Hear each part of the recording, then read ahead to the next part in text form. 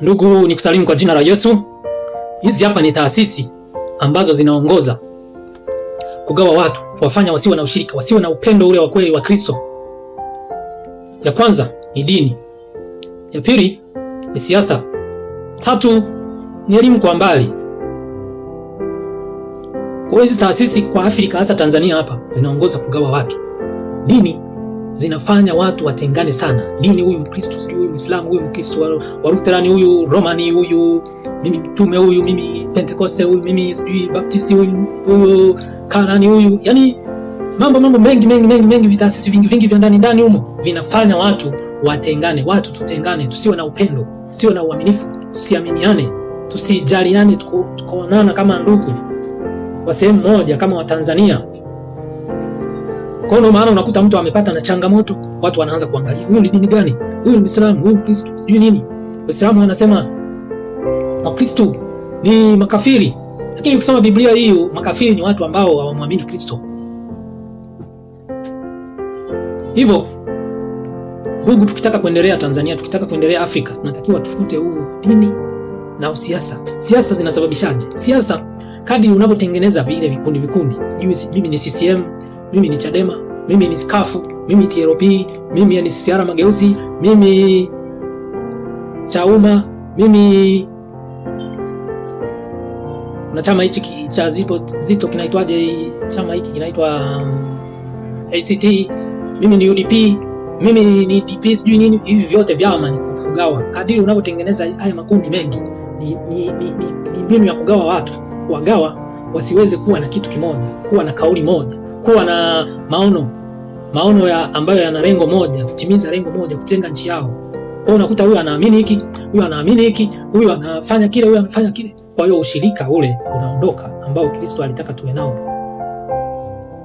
Kwa hiyo ushirika unajengwa na watu wakiwa na nia moja na lengo moja, kufanya jambo ili kutimiza au kufanikisha lengo, kufikia lengo moja. Dini iliyokuwa safi ni ipi sasa kwa mujibu wa Biblia? Dini iliyokuwa safi ni kwenda kuwatazama wajane na yatima katika dhiki yao na kujilinda na dunia pasipo mawaa. Ndio dini iliyokuwa safi. Kusoma Yakobo 1 mstari ule wa 27. Mstari ule wa 27, neno katika Biblia linasema, dini iliyo safi isiyo na taka mbele za Mungu Baba ni hii: kwenda kuwatazama yatima na wajane katika dhiki yao na kujilinda na dunia pasipo mawaa. Kwa dini iliyo safi ni kwenda kuwatazama yatima na wajane. Yaani maana yake dini iliyokuwa safi ni upendo. Yaani upendo, ukishakuwa na upendo tayari wewe una dini ndani yako. Maana dini ni tabia au maisha yanayoonesha uchamungu uko ndani yako. Yaani maisha yanayoonesha uchamungu. Wewe ni mwaminifu, wewe sio binafsi, wewe una upendo wa kweli, wewe una huruma kwa watu wengine, au lipi ovu kwa ovu. Yaani hiyo ndio dini safi. Ila sio haya ambayo tunayofanya, kwa sababu dini hizi zimefanya watu wawe na utengano. Huyu anaamini hiki, huyu kile. Kwa haya makundi yakiwa mengi yanafanya watu wasiwe na umoja. Na usipokuwa na umoja, watu tayari mmegawanyika. Kwa hiyo hamwezi kunena kitu kimoja na kufanya kitu kimoja kikafanikiwa na mkawa na mafanikio ya umoja.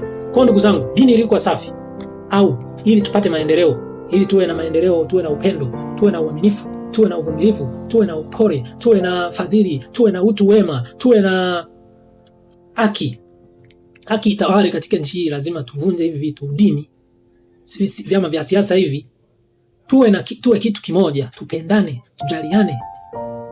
Hiyo ndio itakuwa dini safi, kwa sababu Mungu ni mmoja, kama hapa alivyoandika katika Waefeso 4 mstari wa 5. Hapa ameandika Paulo, anasema kwamba Bwana mmoja, imani moja, ubatizo mmoja. Yaani Mungu ni mmoja, au lazima tuwe wamoja katika Kristo. Ndio tutakuwa na ushirika wa kufanya kitu kimoja na jamii ikawa strong. Tuangalie wazee wetu waliishije, walikuwa na ushirika kwa nini? Kwa sababu hawakuamini katika vitu hivi vya dini, siasa na elimu. Elimu inasababishaje? Elimu inafanya utengano, kwa sababu wale wanaokuwa wasomi wanajiona bora zaidi kuliko wale ambao hawajasoma. Kwa hiyo inasababisha pale kana kuwepo na utengano kidogo. Hawa wanajiona hivi, hawa wanajiona dhaifu. Kwa hiyo inasababisha utengano kwa namna hiyo. Kwa hiyo ili Tanzania hii tupate maendeleo na tunene kitu kimoja, tupendane, tuwe na uaminifu. moja baada ya mwingine, kwa sababu amri kuu ni upendo. Mpende Bwana Mungu wako kwa nguvu zako zote, akili zako zote, moyo wako wote na roho yako yote. Lakini pia mpende jirani yako kama nafsi yako. Ndio amri hizo kuu mbili ambazo hizo ukizitimiza, haya yote unakuwa mkamilifu. Mungu awabariki sana. Neema ya Kristo ikawe pamoja nanyi. Amen.